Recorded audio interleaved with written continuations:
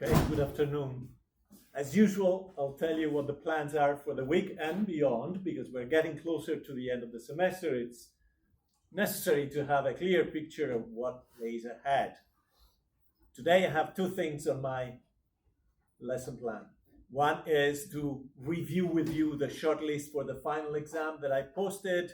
And as I did for the midterm, I will highlight the most relevant themes, the themes around which questions could be constructed for the exam so you know what to review in particular. Then I will introduce the last reading from a young adult novel, Maids Across the Continent, part of one of many series targeting teenager, introducing them to the wonderful world of the technologies of mobility. And also, of course, we have to understand why this was going on. Was it just entertainment? Was it educational? Also, what were the goals, the learning outcomes for the social education of teenage kids in the US at that time? On Thursday, I'll do two things as well. One is I'll go back to the final project and work with you on the idea of finding stories.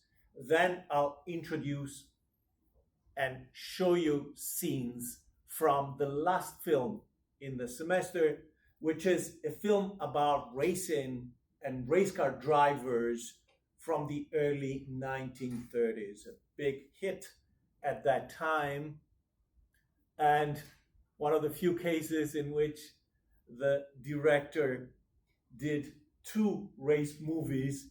Only the second one was 30 years later in the 1960s at the end of his career. The first one is best.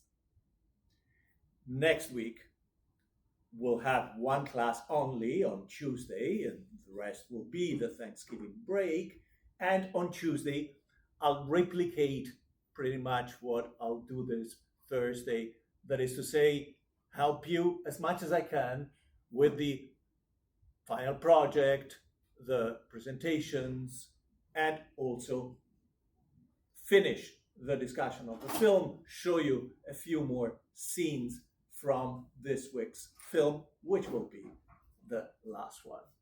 As you know, after we come back from Thanksgiving, we'll have at least some of the presentations in class. Not everyone will have an opportunity to present in class because of time restrictions. Whoever is left out will be allowed to schedule a time slot across a period of more than a week and present on Zoom with me.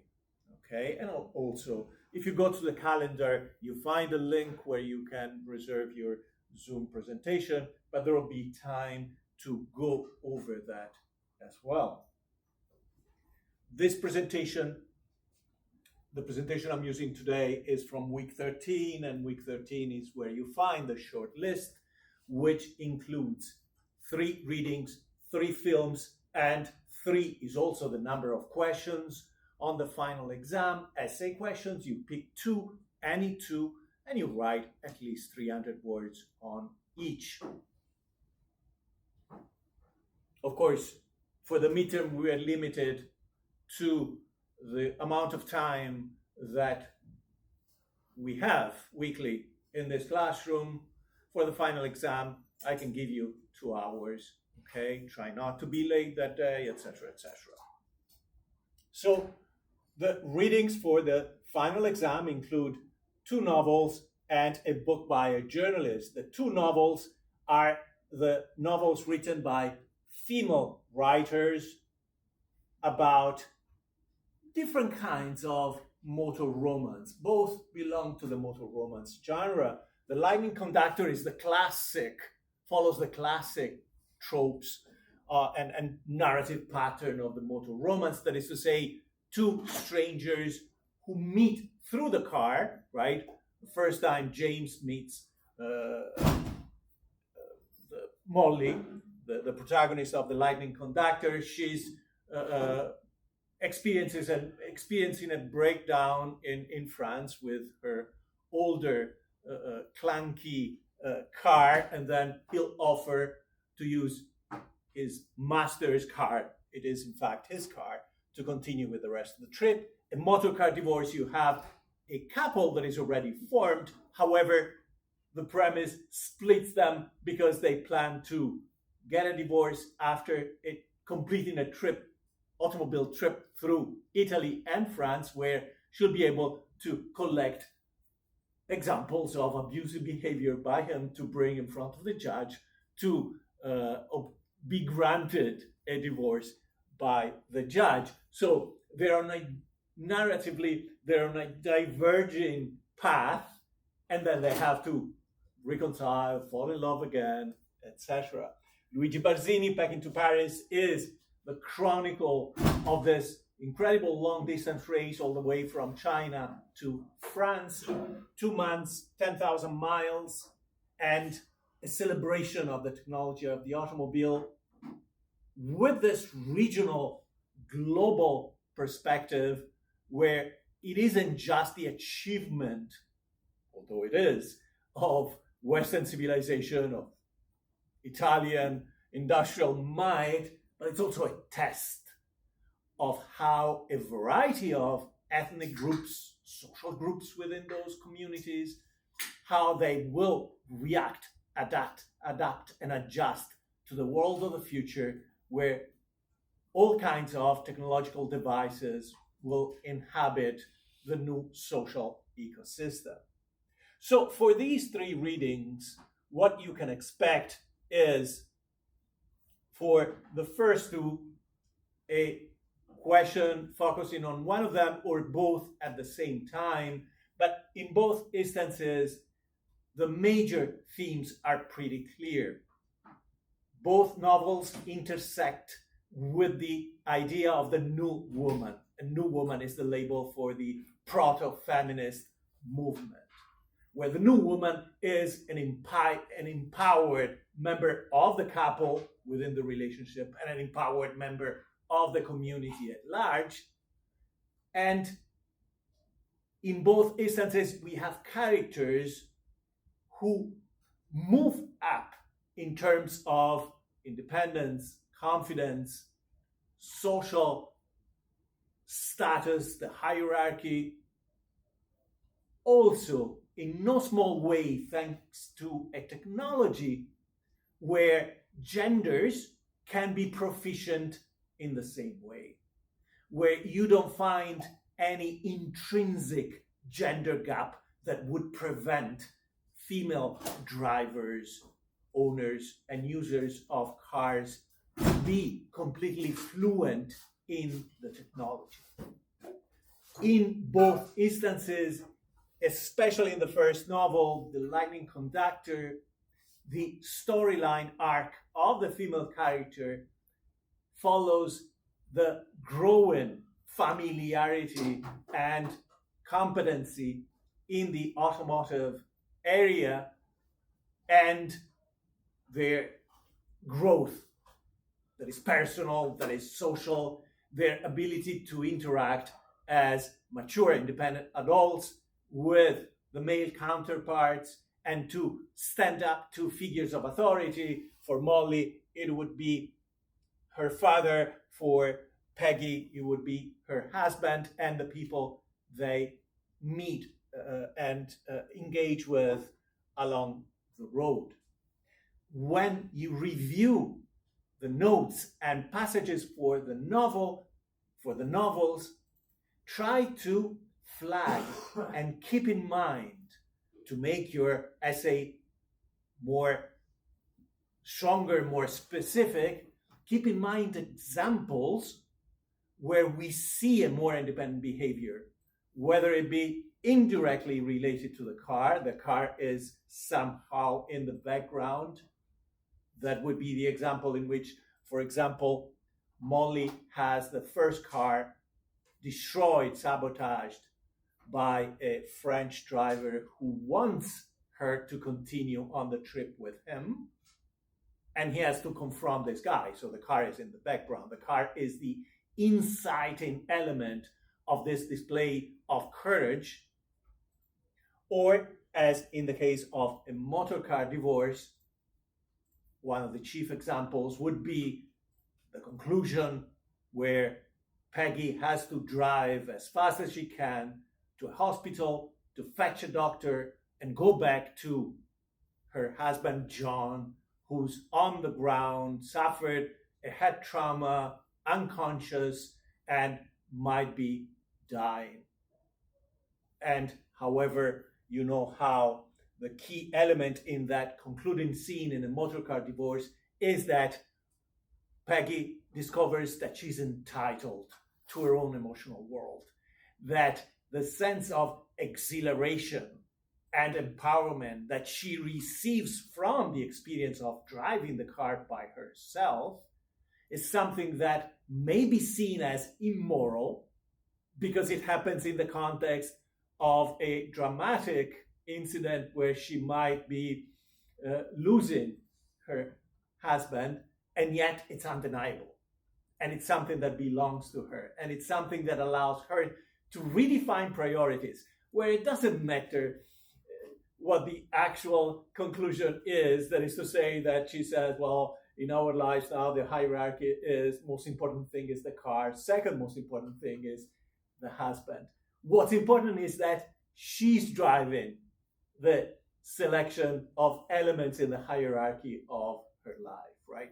Neither of these two novels presents a radically new revolutionary model for women. In both instances, women are middle to upper class in terms of their social placement, and clearly already members of those classes, even the female members, enjoyed a degree of freedom, autonomy that was not entirely accessible to women from the lower classes, but it is a kind of progress along those lines. Okay, so keep in mind the major themes in each novel and the possibility of connecting and comparing.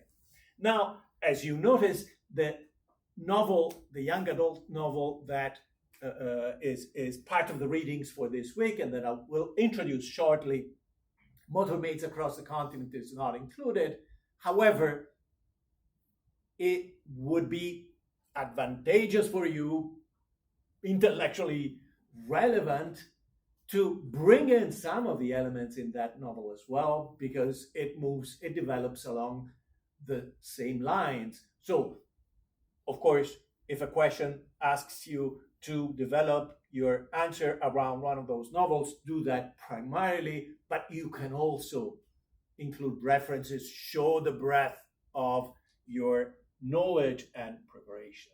As far as the last reading, Luigi Barzini, Packing to Paris, again, the major themes are how the introduction of technologies such as the automobile will change the global ecosystems.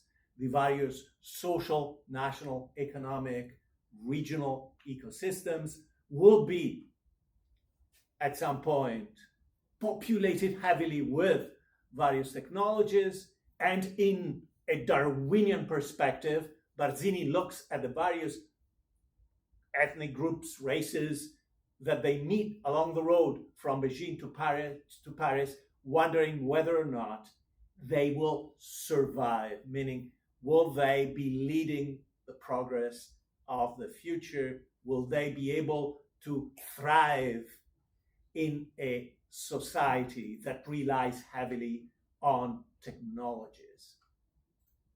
And this is not the only way confronting the reactions of people along the road that Barzini develops this theme. He does it also with the main characters, because the people on the car, on the Itala car, they are driving all the way these 10,000 miles, all of them become in various ways prototypes and models for the humanity of the technological future. The journalist himself, Barzini, indirectly proposes himself as a modern day journalist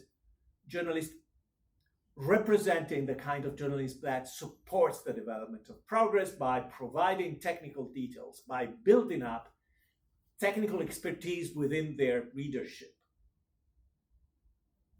And we commented briefly, for example, on how the mission of the journalist from the very first chapter is not limited to this endurance long distance race. We see the journalist being summoned by his newspaper, the director of his newspaper, and being sent out already to the US, to Japan, to Asia. So you get the idea that his mission is indeed global. The other characters as well, especially Ettore, the mechanic and driver, is seen as a prototype of future humanity. Because if you remember, he connected with the owner of the Italcar, Prince Borghese, when his father died in a locomotive accident in central Italy, and all the people injured in that derailed train accident were taken for triage to the villa of Prince Borghese. And Prince Borghese recognized the mechanical talent. He saw him as a prodigy in that area and made him a protege. And Ettore, especially in a passage that I commented upon, is seen as someone who lives in a symbiotic relationship with the vehicle, who can feel through his body whether the vehicle is well or not. And somebody who spends even his free time in the vicinity of the car, in fact, often under the car, just contemplating the mechanics of the car. Somebody who cannot be far from the technology in the same way that people nowadays rarely live far or too far from, exist too far from their smartphone, to mention a modern, a contemporary example of symbiotic symbiotic interaction with a technology. Finally, the third character in the novel, the prince, the owner of the car, somebody who heavily promoted this initiative of the race when it seemed that it was about to fail, and in fact only 5 vehicles altogether participated. Prince Borghese is seen, again, in a Darwinian perspective, as a good example of natural aristocracy, somebody who's a leader in society by virtue of his family heritage, his ancestry, including popes, and his wealth, his political clout, but also somebody who deserves to be, who in any kind of natural hierarchy would be at the top or close to the top, because he has the intellectual, the moral or psychological qualities to be a leader, but he's also a practical man and somebody who understands how technology plays a key role in determining the driving components of progress, but also acknowledging that fluency with technology will become a key factor for social mobility and a key aspect of the new natural hierarchies in the future. So in any kind of natural hierarchy, that is, say, a hierarchy where people become mobile socially and then find their natural placement in the hierarchy,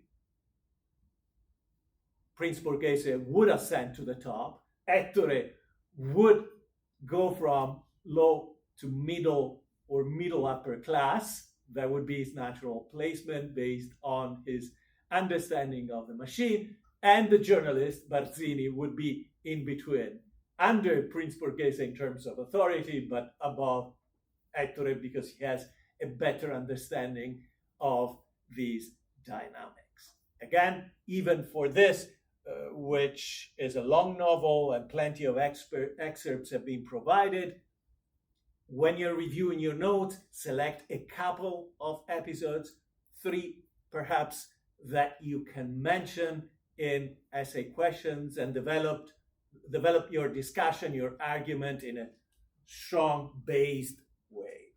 The films, 3 of them, again, Traffic, Le Mans, and The Crowd Roars. The Crowd Roars will be introduced this week and the next. It is similar in some ways to Le Mans, more heavily than Le Mans. It builds the story about the idea, which was very popular in the US in the 1930s, of redemption, personal and social redemption. So driving becomes a pretext and a metaphor for the process that makes someone mature enough to be an adult and responsible member of the community, and an adult and responsible member of a marriage, of a long-term relationship. We find a race car driver who takes a lot of risks at the beginning, who's addicted to speed, and yet at the same time cannot operate on a social level. It's not just about racing, without drinking. Somebody who's a borderline alcoholic, not an alcoholic because alcohol has to attenuate his fear. Is not afraid of driving at speed.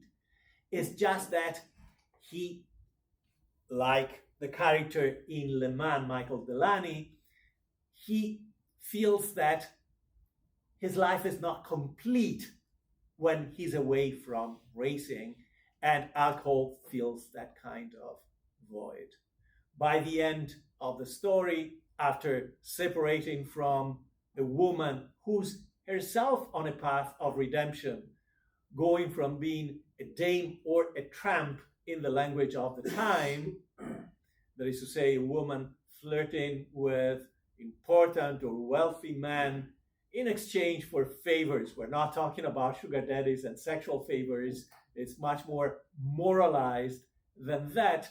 But the understanding is that it's a woman who can afford a certain lifestyle thanks to the men she entertains relationships with, including this driver. They split and they get together when they're both renewed morally. And of course, it's 1932. It's right after the Great Depression of 1929. It's right after the period of prohibition, with the idea that alcohol ruins you, that alcohol seems to provide an answer to your troubles, to your inner turmoil, but then it destroys you, and that relationships are never just about the couple. Relationships are about the fundamental cell of the organism of society. So a relationship that becomes a long-term relationship between two consenting, mature adult individuals creates a strong foundation for society. For Traffic, we know what the major themes are. It's first and foremost the paradox of mobility, the paradox of modern mobility, where mobility at the beginning of the 20th century started with the idea that automobile could grant increased mobility, and by the 1970s, you see urban landscapes populated with crowded with so many vehicles that you can barely go anywhere. And the countryside as well is spoiled by the wreckage of cars that have been discarded, that have been damaged. And so the paradox is that humans can go from the planet Earth to the moon. The premise is that the story takes place in 1969, when Apollo 11 in July 1969 goes up to the moon. You can go to the moon. However, you cannot go from Paris to Amsterdam, which should take half a day or a little more than half a day. And what is also the purpose of these mobility vehicles? What is the sense of moving? And just by looking at people constantly on the road, you see that it doesn't seem to have a purpose for anyone. All you see, and there are many crucial symbolic scenes in the film, are single individuals inside the car, separated by the others, who live inside their car like fish in a bowl, and people who, when they get out of the car, seem to be spaced out. They've been habituated to living inside the car for no evident purpose other than being there. And you get to notice the paradox through the eyes and thanks to the presence of characters such as the protagonist, Monsieur Hulot, and another secondary character, Mariah, an American PR agent, who are the only ones who never move in sync with the rest of society, who are intruders, who are unfit for regular life. They're always doing something wrong. They bring chaos. They move and speak, communicate in ways that are not entirely compliant with the rest of society. And of course, as I explained, the other side of this view, of this paradoxical view of mobility, is the idea that, as in films from the 1920s, that life has become a giant assembly line where people are placed in a social position or role that is first primarily repetitive, right? And this is something that is not limited to the 1970s, that gets all the way to our society. This idea of incessant repetition, this idea that, yes, in the past, industrial assembly lines involved having a tool, tightening a bolt, and repeating a set of gestures. But even in an office, even in other working environments, everything you do follows a precise pattern. And that's how you see that Hulot and Mariah are different from the others, because they're not able to engage in the kind of social dance that these patterns require. They're more poetic, they're more whimsical. And here too, you can, of course, find all of these films. The Crowd Roars might be on YouTube. You can routinely find it there. I would also suggest, if you want to later on review it in preparation for the final, that you check archive.org, which often stores films from that era. And if you want, again, you can go back to key episodes. For Traffic would be, for example, the accident. It would be the conclusion. Le Mans tells a complex story with different themes. One is how is that race cars have become this kind of idol for a large chunk of society, right? Because in the film, you see the celebration of racing as a social event with hundreds of thousands of people gathering around the racetrack and remaining there for 24 hours to see these cars go around lap after lap. And within the group of the protagonists, the race car drivers, the issue is, how is it that they become fully alive only when they're behind the wheel, right? And this can be summarized with a famous line by Michael Delaney, which is a rephrasing of a statement attributed to a German driver from the 1930s. Racing is living, everything else is just waiting, right? So in Traffic, being in a car takes life out of you. In Le Mans, being in the car gets you into the experience of immersing yourself fully in a state of presence, of absolute focus. And stepping out of the car makes you a diminished version of yourself. However, Le Mans, as well as The Crowd Roars, has a sideline story of redemption. How can Michael be fast and deal with his demons, which are not, again, fear of speed or fear of killing himself, but rather it's fear of driving to the limit, which might endanger the lives of other characters. He'd be able to do that by the end. And the question lingering to the end of the movie is, can he, having dealt with his own demons, having redeemed himself, entertain a mature relationship with a woman, Lisa, who lost her husband the previous year in a race where Michael was involved in the accident and killed her husband, and she herself has to go past her fears, fear being the fear of risk. Can she be with a race car driver, knowing that he might die at any time during any of the races? Okay, so this is my summary of major themes that I might be using to build the questions. Again, 3 questions, you pick 2, and you'll have a little more time than during the midterm, if you need to, of course. Otherwise, whenever you're done, you can just hand in your exam and leave. So I'll allow time for questions about the exam before I move to the introduction of motor maids across the continent. Ryan? So it's basically a similar format as the midterm? Absolutely. Okay. Yeah, no deviations. Okay, got it. Yeah. Thank you. Other questions? Okay. And of course, please do ask questions at any time between now and the end of the semester about the exam in class, especially at the beginning of the class, or reach out to me. You can see me in my office, you can see me on Zoom, etc. Okay, so last call for questions. I'll move on to the presentation.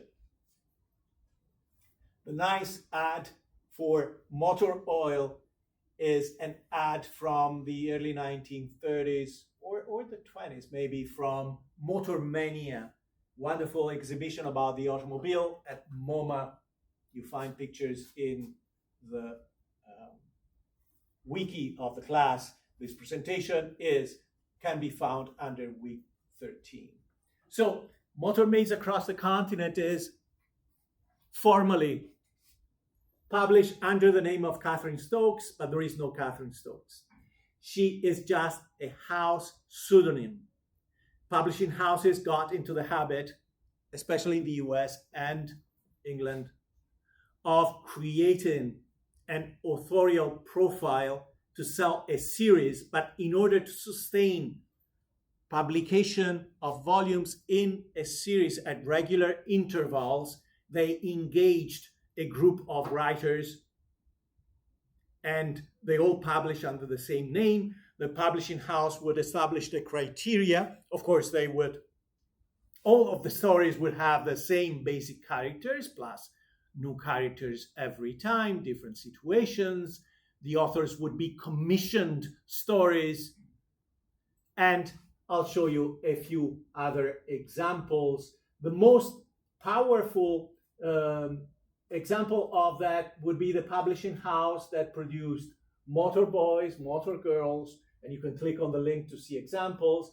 They were also responsible for series that were successful, whereas Motor Boys or Motor Girls exhausted their profitability by the 1920s. By the end of the 1920s, the Nancy Drew series, I don't know if you've seen the film based on this, probably from 15 years ago, or the Hardy Boys series, sold well into the 1960s and 70s.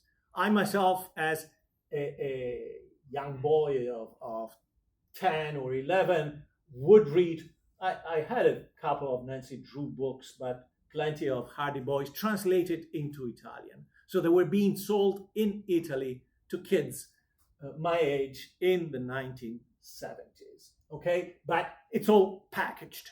So there is a lot of editorial work that establishes the profile, the identity of the characters, the profile of the series, the themes in the series, and then a group of authors working to develop stories that might be published every 2 or 3 months.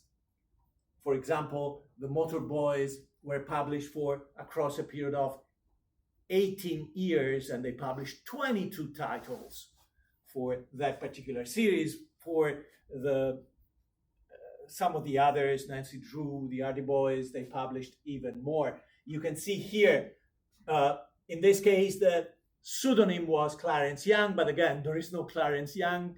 It's just a pseudonym. Behind that, you find a group of authors, and you see how under the name of Clarence Young, they published different series. The Racer Boys, which was limited, didn't have much success, fewer than 10 volumes were produced. The Motor Boys, you can see how they were more productive for that series, and I said they got to 22 of those. And you find a lot of them, if you put in title Motor Boys, you find a lot of them on Google Books, and you can see what they're about. And you can easily see the variations, right? This is the first one, 1906, Motor Boys or Chumps Through Thick and Thin. Then you have Over the Rockies, Overland, and you also find different technologies. For example, in here, they're on board a dirigible, right?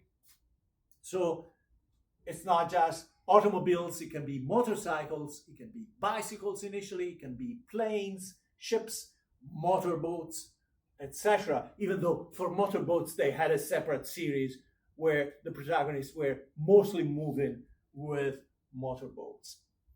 Motor girls as well, you see an example in here, and there are plenty in that. And for the motor maids were not very successful. Again, less than 10 titles in this series, but they're very interesting, especially the first two. The first one is Motor Maids School Days, introducing the characters, 1911. And you can see how in 1911 they published 3 titles for the series, at least 3 that we know, because some of those are hard to find even in digital format. Motor Maids by Palm and Pine, where they go to Florida, I think. Well, I don't remember the location. The one we will do across the continent, where the protagonists drive from Chicago to San Francisco, which was a long distance trip for that time. They go to Ireland in 1912. They go to Japan in 1913. They go camping in 1914. But you see that the initial success is not followed by so many titles because they weren't selling as many as they thought they would. The Motor Maids across the continent captured the attention of other literary writers. For example, this poet, Ron Paget, found a used copy of Motor Maids across the continent in 1960s, brought it home, and later on in the 2010, he rewrote the novel.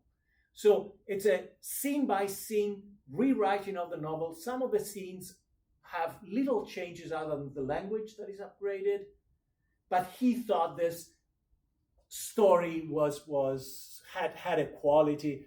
And if you go to the wiki, you can find a podcast where he explains how he found this novel fascinating. You can find an excerpt from chapter 1 of this book he published in 2017, which you see here with this kind of picture. Of course, the protagonists are much younger. We're talking about teenagers from high school, not as old as the women in the picture, right? And again, I've included links because I find it fascinating that a writer, would be inspired by this text that he described as light, nonsensical, funny, illogical. Because it is in many ways surprising this way. This is an example of the rewriting. And if you just compare the beginning of the readings that I assigned and this, you can see in this case, the scene is basically structured the same way, and only some of the language has been changed. Again, I included some links where you can go and see the stories about the Motor Boys. And there was another series called The Automobile Girls even Laura Crane is a pseudonym. And this is the first in the series of the Motor Boys. What's interesting is that they parallel the evolution of the technology. I told you how a lot of the chauffeurs, professional drivers, in the early 1900s, in the 1890s, came from the experience of racing bicycles. Because bicycle races at the end of the 19th century, the beginning of the 20th century, races within an oval track, in a velodrome, in a small stadium, were very popular, attracted thousands, sometimes tens of thousands of people. The bicycles were going around at very high speed because of the banks. And so the characters themselves start their daring experiences as bicycle drivers. And you can see a dramatic accident in here. There were accidents when they were driving in those tracks. And then at the conclusion of the story, they get the news that one of them will receive an automobile. And they mention motorcycles as well. There it is, the mention. Fully made up his mind, Mr. Baker, to let his son have the automobile so they'll be able to continue their adventure with an automobile. Here you see the cover of Automobile Girls in Berkshires. A lot of those stories have a geographical location that is more or less exotic, right? Berkshire would be exotic for readers in New York City at that time, especially readers from the lower middle classes. These books were targeting a wider range of kids, and some of the kids would really use those books to dream about alternative lives. At the same time, the idea was that kids, teenagers, needed to be educated about the connection between technologies and progress, technologies and employment, right? That they had to be ready for a modernized version of society and social living. There were also elements of mystery often. For example, in here you see the ghost of Lost Man's Trial. There is this detective story element, or they have to solve a mystery or confront an alleged monster of some kind. And here you see the illustrations. A lot of these books were illustrated, not all of them, but a lot were. And you see this giant automobile. You see affluent characters, right? Yet these books were targeting lower level readers, not necessarily readers from the same class that could afford to purchase an automobile. And often you see in the background a school, so they belong to a community that is different from their family. So the books are an introduction, introducing teenagers into adult life, right? So they tend to remove family as much as possible as a controlling authority over the lives of these kids, about the dream of kids being independent, which you then find replicated, for example, in Harry Potter, right? Who doesn't have really a family telling him what to do, where to go. Again, look at the size of these cars, look at the idea of power and domination, right? They're present in society that cannot be ignored as women because they're on this powerful car. They're dominating the road. They're being saluted by the people in this small house. They're being acknowledged. They're being seen. They're catching social attention because of the automobile, which means that the automobile is scaffolding their social identity, right? I am what I am who I am, thanks to my interaction with this device, because I can drive, or because I'm not afraid to be a passenger on the car. Don't discard even the idea of being a passenger on a long trip. It's not nothing at this point. It's still quite a lot in terms of adventure. And here too, in one of the books, you see other series being advertised, right? And you see how the publishing houses were going for these thematic, serialized stories. High School Girls series, Circus Boys series, Automobile Girls series, and you see the various titles. here too, Automobile Girls is developed geographically, Newport, Berkshires, Hudson, but usually away from, outside of the large urban areas, going towards areas that were not accessed frequently by people living in urban environment. It's not like people from lower class families living in New York explore the Northeast as much as we may do now. Don't forget what the context is. At the beginning of the 20th century, women played a pivotal role, were seen as pioneers in the development and in the marketing, social marketing of the automobile. All the stereotypes about women at the wheel not being able to drive well. There is a famous Italian saying that comes to my mind, donna al volante, pericolo costante, which rhymes well. Woman at the steering wheel, constant danger, right? All those stereotypes came later, especially in the post-war period. But at the beginning of the 1900s, you find women in prominent ways positioned in the proposition of the automobile to the larger society.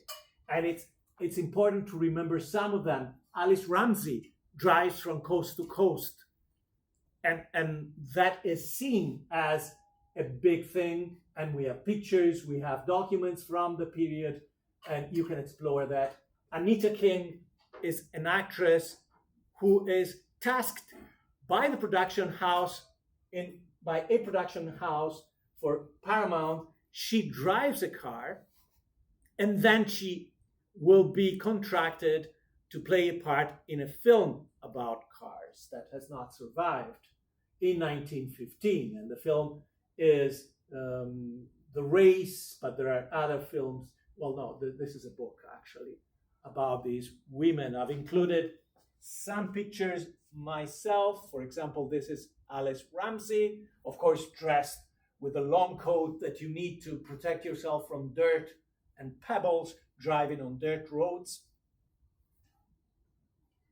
This is Anita King, and you find her next to a guy we've seen in two movies, Barney Oldfield, race car driver, who often participated at exhibitions. For example, during this period, he was driving this fast car called the Submarine at local tracks.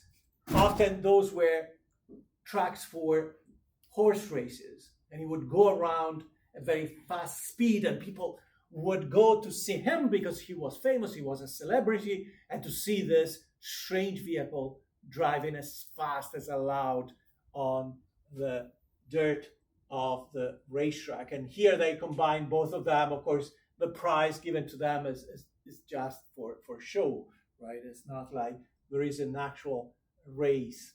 And other famous women from the period include Nell and Alice, Nell Richardson, Alice Burke, who did another cross-country trip, but this time with an additional cause, and that would be women's voting rights, right? So they were associated with the suffrage association. There is a reference to suffrage associations even in the motor maids across the continent. Violet Corddry, very interesting characters. There are some books and articles about her, but not fully explored. She was born in 1900, died in the 1980s, I think. She set all kinds of records by herself and otherwise also with her sister. She was British, but she traveled a lot. She set some of the records in a racetrack in England called Brooklands, which was southwest of London, not too far from London, a racetrack that was active until the 1930s, but you still see it sometimes used for test cars in videos or TV shows. Top Gear sometimes used to go there. She went to France, she went to Monza, Italy for other records, and the kind of records were usually long distance records, sometimes with some tricks that made it special. So she first set a 10,000 miles record.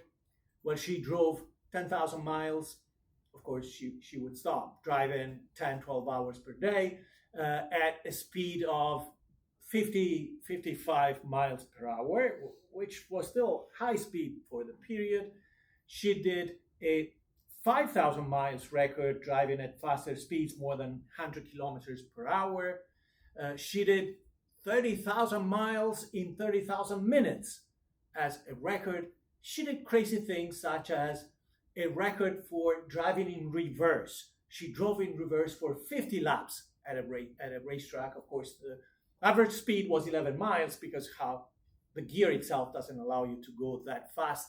Only in films you see people put in reverse and driving 50, 60, 100 miles per hour, right? 007 or Tom Cruise, you find them doing that all the time. She did, well, the other things were trips in a gear. So she went from Monte Carlo to London in third gear. She went so only using third gear. She went from London to Edinburgh in first gear, only using the first gear, right? But she would be known. She was a celebrity very much.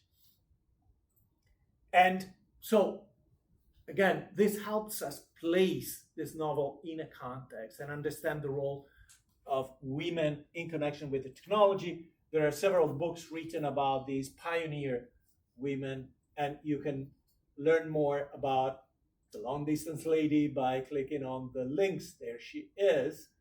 And this is a beautiful article that appeared on Petrolicious, which is a nice blog, online magazine journal about motorsports and cars in general. Often they produce also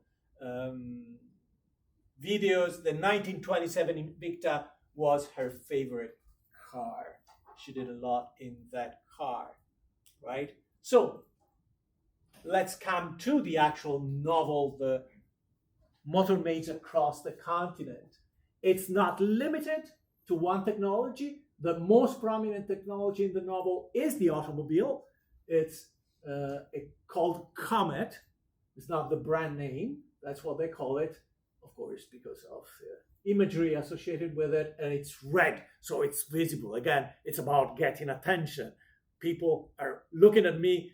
Even as a young woman, they cannot ignore me because I'm on the car. Or within the context of the school, in the first novel of the series, people from the school will have to notice me. I'll be the center of attention at school because I am on this big red car. There is the airplane called Aeroplane, and you find a passage here where they're driving west from Chicago and they see this gigantic bird with wings. And just to mention how whimsical and peculiar the narrative is, they see the plane diving down and then crash landing, and they have to rescue the pilot, whose name is Peter. Later, they'll find out that allegedly Peter has stolen jewels from Chicago and using the plane as a getaway vehicle. However, when they ask him how he nosedived suddenly and crash landed, he explains that he was driving peacefully. He himself is driving from Chicago to San Francisco on the plane, and he sneezed, and sneezes upset the balance of the plane, and he crashed because of the body movements related to sneezes. This is how, again, it's a young adult novel. You'll see it also, the language is simple, the syntax is very simple. It's not too long, even the whole novel might be 50,000 words, right? And the motorcycle. Planes and motorcycles appear momentarily here and there during the novel. The automobile is the constant presence, of course, for the series. In order to educate people about a technology, you have to put in the novel characters who can model behaviors and mindsets. So the characters have to be qualified socially for the novel to have some educational value. In this case, what are the qualifications of the characters? They're high school maids, meaning single women from high school, and their high school is in West Haven, of course, a rich area at that time. The protagonist, the driver, is Billy. Her name is Wilhelmina, nicknamed Billy. She's also able to fix the car. She's also at the center of romantic stories that are never fully developed, right? You need to keep the main character free of a long-term relationship to create more stories. She's the daughter of an engineer, so there is this idea that generation after generation, technologies occupy a place in families, prominent families. She's an orphan on her mother's side. She has no mother. The father is, as an engineer, is working, is away, and therefore she's independent, in charge of her life. The other maids are Mary, Nancy, Eleanor. Their profiles are sketched in a very raw, approximate way. It's hard to see many differences, especially between Nancy and Eleanor. Mary, you can imagine her as an independent character. And then, of course, they have people writing with them. One example would be Evelyn, but there are always people adding to the group, right? Which is like bringing readers on board. This idea that even if you don't have a car, you can hitchhike, you can become part of this experience. That's part of modeling. With them, they're teenagers, they must have an adult character, right? To defend their honorability, to guard over them. In this case, it's cousin Helen, who's in her 20s, still not married, which is a risky proposition. If you're not married in your mid-20s, then you might be an asocial model, right? And in the first page, it is up to cousin Helen to present the main theme of the novel, which is how using an automobile makes you an elevated member of society. But this carries certain risks. So Helen will have to say, at my age, as an adult, but still a young woman, the car might force me to become a member of marginal groups that are qualified, seen as representatives of asocial mobility, where mobility places them to the margins. If I'm driving an automobile over a long distance, then how am I different from an immigrant?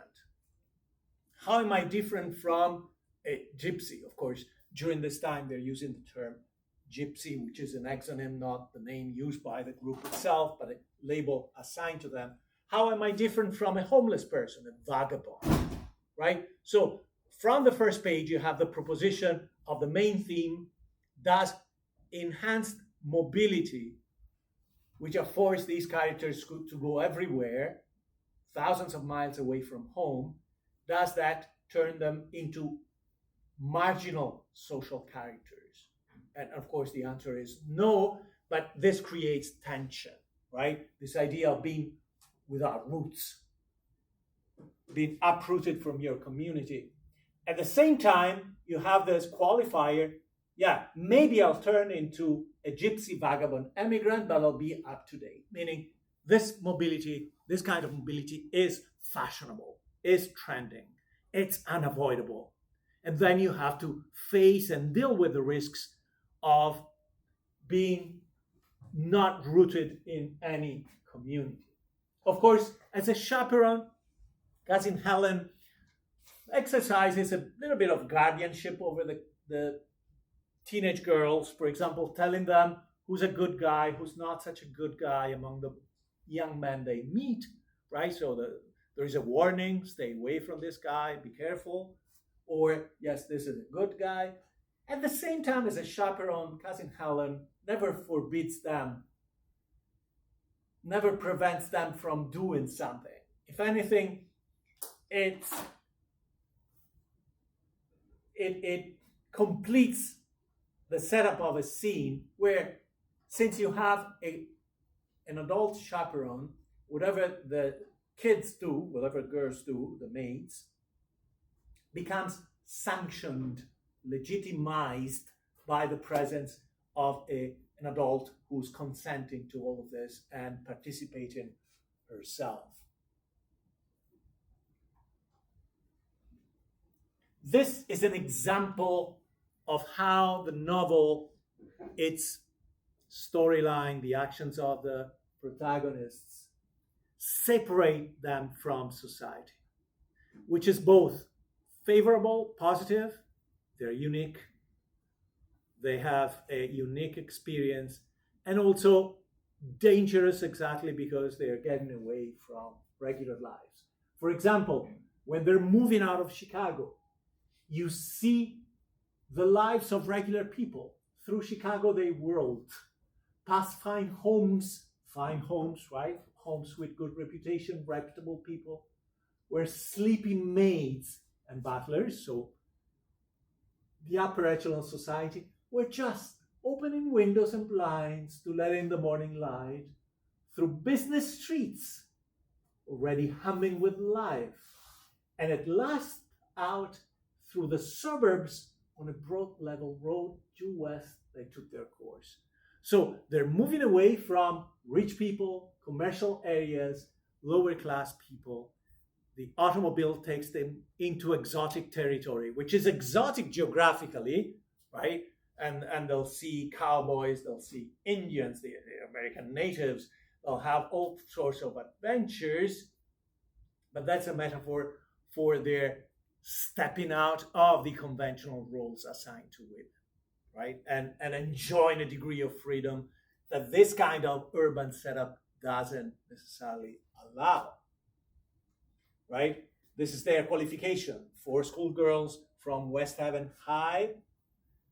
They just passed their examination. It's summer and they're going on a vacation. They're freeing themselves from the social constraints of the school environment as well. And then you see here later on, it's like being in a play. This idea that the trip is also socially performative. If you move away from your own community, where you're assigned a role, where people know you and judge you, then you can play out any role you want. You're free to build a new identity.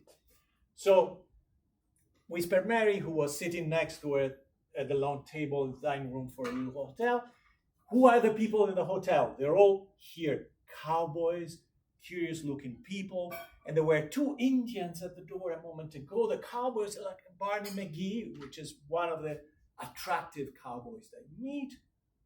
Kind of a bad boy, of course. They have good, rough manners. So they're not completely dangerous, but there is this edge about them. And these are some of the characters they meet. Cowboys, which are represented as the last of their class, right?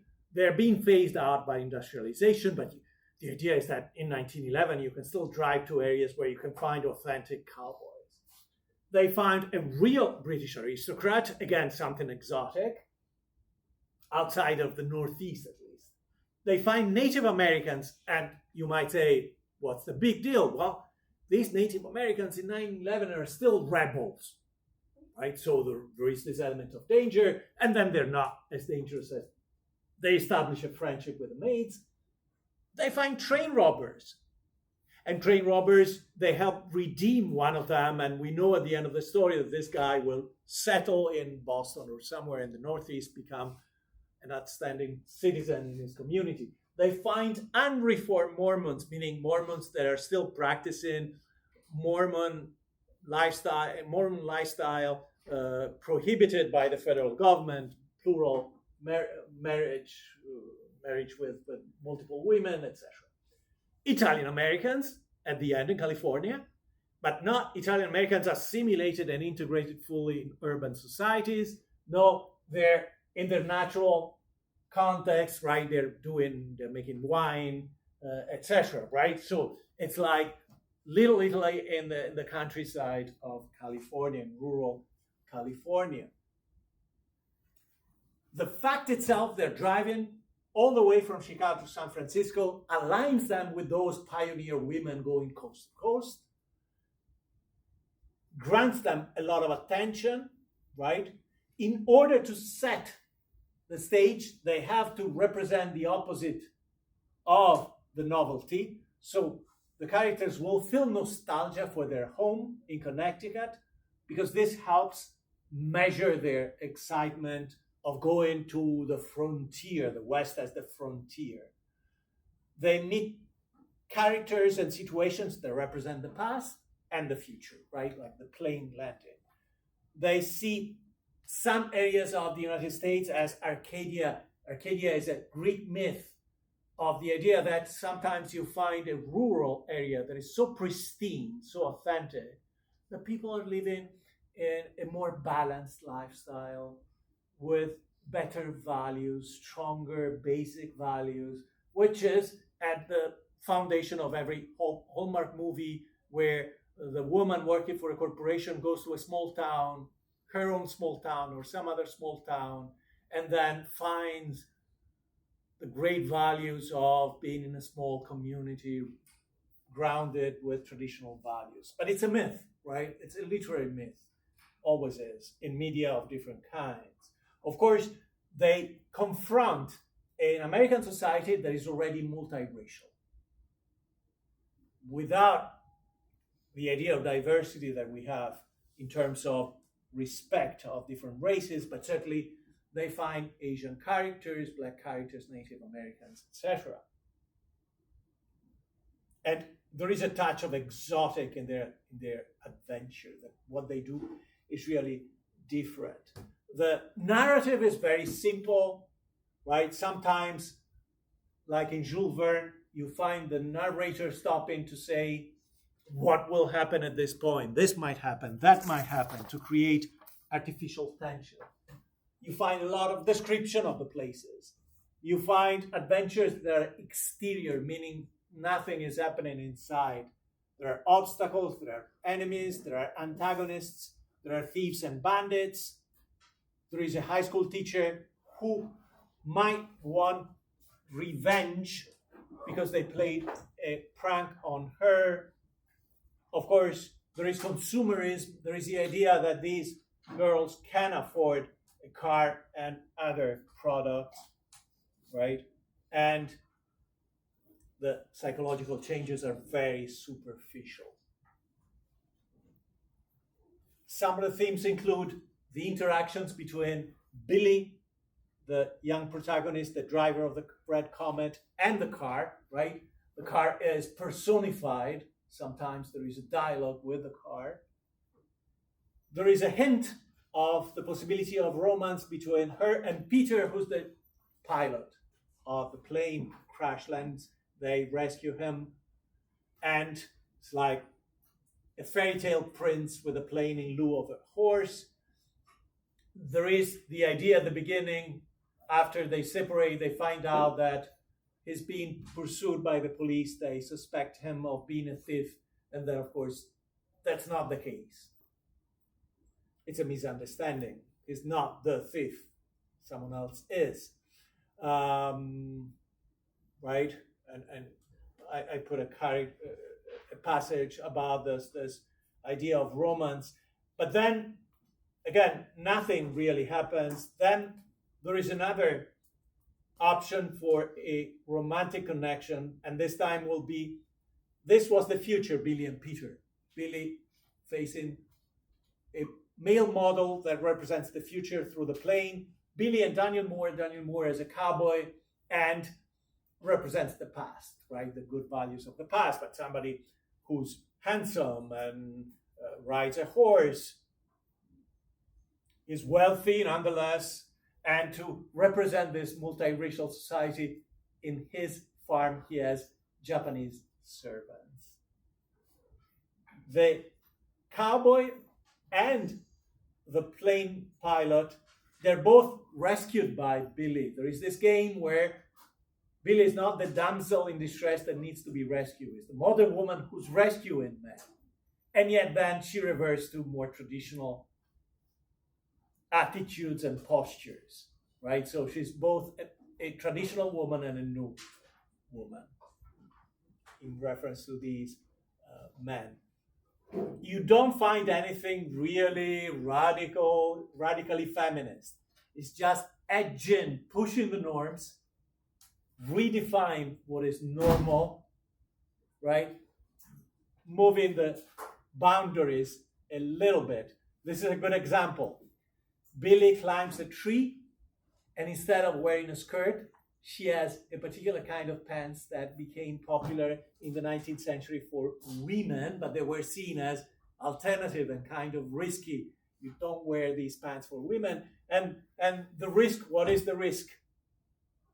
That if they're being seen from a man, the man will think that they're one of these crazy feminists, a suffragette, meaning women who believe that their gender should have voting rights. These pants are called bloomers. You can see the history of the bloomers from the earliest part of the 19th century to later.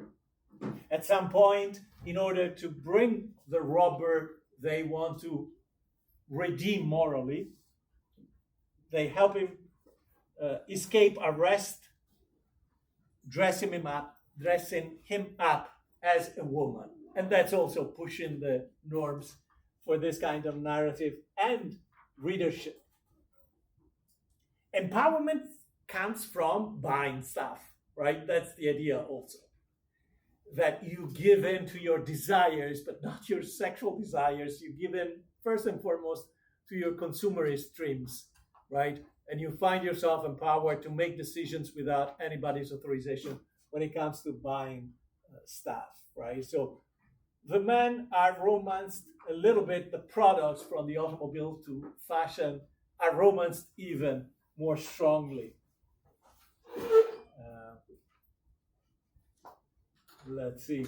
I told you already, the family is not really represented. The family is not an authoritative agency dictating the behavior of young women. It's just not there. It's in the background, far away. The school is not, again, a place where rules are imposed. Yes, it is, but it's also the place, as you will see then through plenty of movies from the 1980s, especially in the 1990s, the school is the place for rebellion. It's the place where young people rebel against the system and establish their rules within their cliques, within their small groups and communities. Society in general, since they're moving around, society cannot censor them or judge them because they're moving. They can do whatever they want and move to another place. There are no consequences to their more outrageous behaviors. However, what's the role of society? Is to give or deny attention, which is very modern in our media society, right? It's all about the attention you get on Instagram or YouTube or other platforms. So you relate to society not as an individual performing a task or assuming a social role. It's all about whether you are marginal, ignored, invisible, or whether you, through your actions, identity, and the products that support that identity, get attention from others. So in this society, you have an automobile, people will look at you. People will see the automobile before they notice you, and when they notice you, they will see you differently because you're driving the automobile, especially as a woman. This is an example from the prequel, from the first book before the book we're reading called School Days. Far down the road, a brilliant red object, not even saying an automobile. You just know that there is something coming. And this is before Billy is introduced. Could be seen approaching. This is from the point of view of the people outside the school. It was enveloped in a cloud of dust, so somewhat mysterious, and moved with great rapidity. Speed is important, right? Gives you power. Why? It's nothing but a red automobile, cried Eleanor in disappointment. 1911, automobile, big deal. No? Yes, admitted Nancy, it's an automobile, but there is something unusual about it besides its color. A girl is running it, announced Mary Price, and these are the three friends of Billy who will be traveling to San Francisco. A girl is running it, and no one is with her, right? No adult. She's independent, she has her own car, and she cannot be ignored because she has this big car. And I'll stop here and see you on Thursday. Okay?